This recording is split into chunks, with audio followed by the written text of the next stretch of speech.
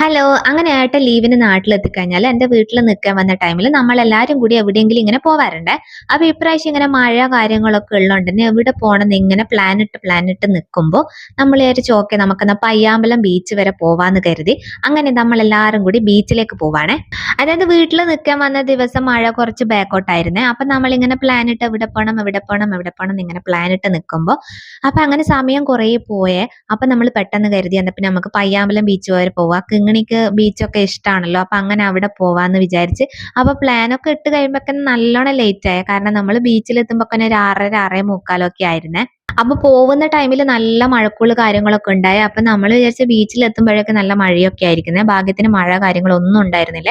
പക്ഷെ കുറച്ച് ലേറ്റ് ആയി പോയി. അതുകൊണ്ട് ബീച്ചിലേക്ക് അങ്ങനെ ഇറങ്ങാനൊന്നും പറ്റിയില്ല. ഒരു ടൈം കഴിഞ്ഞാൽ നമ്മൾ ബീച്ചിലേക്ക് ഇറങ്ങില്ലല്ലോ. അപ്പൊ നമ്മൾ കുറച്ച് ഈ ബാങ്കോട്ടൊക്കെ നിന്ന് അങ്ങനെ കിങ്ങിണി ഓവനും കൂടി കുറച്ച് കളിക്കൊക്കെ ചെയ്ത് അങ്ങനെയൊക്കെ കളിച്ചാൽ നമുക്ക് ബീച്ചിൽ അങ്ങോട്ടൊക്കെ അങ്ങനെ ഇറങ്ങാൻ പറ്റിയില്ല. പിന്നെ ഈ ബീച്ചും ഞാനും ഇവനും തമ്മിലൊരു ബന്ധമുണ്ട്. കാരണം നമ്മൾ ഉറപ്പെടുക്കൽ കഴിഞ്ഞതിന് ശേഷം ഇവൻ ലീവിന് നാട്ടിൽ വരുമ്പോൾ എപ്പോൾ ഇവൻ എന്നെ കൂട്ടിപ്പോകുന്ന ഒരേ ഒരു സ്ഥലം ഈ ഒരു പയ്യാമ്പലം ബീച്ചായിരുന്നേ. അപ്പൊ ഓരോ ലീവ് കഴിഞ്ഞിട്ട് ഇവിടെ വരുമ്പോൾ ഇവൻ പറയും അടുത്ത വർഷം നമ്മൾ കല്യാണം കഴിഞ്ഞിട്ടായിരിക്കും ഈ ബീച്ചിൽ വരിക എന്നൊക്കെ പറയാം. പക്ഷെ ഒരിക്കലും അങ്ങനെ നടക്കലില്ല. കാരണം എന്റെ ഉറപ്പെടുക്കൽ കഴിഞ്ഞ് 3 3.5 വർഷം കഴിഞ്ഞപ്പോഴാണ് നമ്മളെ കല്യാണം കഴിഞ്ഞത്.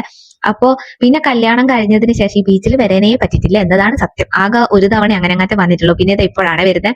അങ്ങനെ ബീച്ചിൽ നിന്ന് ഇറങ്ങിയിട്ട് പിന്നെ നേരെ നമ്മൾ ഫുഡൊക്കെ കഴിച്ചിട്ട് വീട്ടിലേക്ക് പോവാന്ന് കരുതി. അങ്ങനെ നമ്മൾ കണ്ണൂർ ഇപ്പൊ ഫേമസ് ആയിട്ടുള്ള ഒരു റെസ്റ്റോറന്റ് ഉണ്ട്, നെഹദി മന്തി എന്ന് പറഞ്ഞിട്ടുള്ള. അപ്പൊ അവിടെ ഒന്ന് കയറിയേ. തിരക്ക് എന്നൊക്കെ പറഞ്ഞാൽ ഇതുപോലൊരു തിരക്ക് ഞാൻ ഒരു റെസ്റ്റോറന്റിലും കണ്ടിട്ടില്ലേ. നമ്മളെ പേരൊക്കെ എഴുതി വെച്ചിട്ട് അവർ ആ ടൈം ആകുമ്പോൾ നമ്മൾ വിളിക്കുകയൊക്കെയാണ് ചെയ്യുക. അങ്ങനെ കുറച്ച് ടൈം അവിടെ പോയേ. പക്ഷെ നമ്മൾ ഇത്രയും വെയിറ്റ് ചെയ്തതിന് മാത്രമായിട്ട് നല്ല അടിപൊളി മന്തി കാര്യങ്ങളൊക്കെയാണ് ഇവിടെ ഉള്ളത്. നമ്മൾ വാങ്ങിച്ച എല്ലാ ഐറ്റവും അടിപൊളിയായിരുന്നേ. ഒന്നിനൊന്ന് മെച്ചെന്നൊക്കെ പറയാം. അത്രയും അടിപൊളിയായിരുന്നേ. ഞാനൊരു മന്തി ലവർ ഒന്നല്ലേ, പക്ഷെങ്കിൽ എനിക്ക് ഇവിടുത്തെ മന്തി കാര്യങ്ങളൊക്കെ ഭയങ്കര ഇഷ്ടമായിനെ.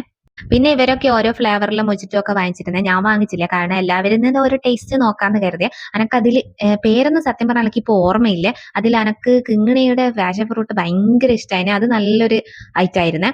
ബാക്കി എന്റെ പേര് എനക്ക് സത്യം പറഞ്ഞാൽ എനിക്ക് ഓർമ്മയില്ല കേട്ടോ. പിന്നെ അൺലിമിറ്റഡ് റൈസ് കാര്യങ്ങളൊക്കെയാണ്. നല്ല ഫുഡ് അടിക്കുന്ന ഫ്രണ്ട്സോ ഫാമിലിനോ ഒക്കെ കൂട്ടി വരാൻ പറ്റുന്ന അടിപൊളി സ്പോട്ടാണ് ഇത്. നമ്മൾ ഈ റെസ്റ്റോറന്റിൽ കയറുമ്പോൾ ഉള്ളതിനേക്കാളും തിരക്കായിരുന്നേ. നമ്മൾ ഇറങ്ങുമ്പോൾ അവിടെ കണ്ടത് അത്രയും തിരക്കായിരുന്നു. എനക്കൊന്ന് ലേറ്റ് ആകും തോറും അവിടെ ആൾക്കാർ കൂടി വരുന്നായിരുന്നേ. പിന്നെ ഒരു കുനാഫ ചോക്ലേറ്റ് വരുന്ന ഒരു ഡെസേർട്ട് വാങ്ങിച്ചിരുന്നേ. അത് പിന്നെ ഈ മന്തിയൊക്കെ കഴിച്ചിട്ട് വയറങ്ങ് എല്ലാവർക്കും ഫുൾ ആയതുകൊണ്ട് അത് നമ്മൾ പാർസൽ എടുത്തിട്ട് വീട്ടിൽ നിന്നാണ് കഴിച്ചത്. അതും നല്ല അടിപൊളി ആയിട്ടായിരുന്നേ. അപ്പൊ ഇന്നത്തെ വീഡിയോ ഇത്രയല്ലേ. അടുത്ത വീഡിയോ കാണുമ്പോഴേക്കും ബൈ.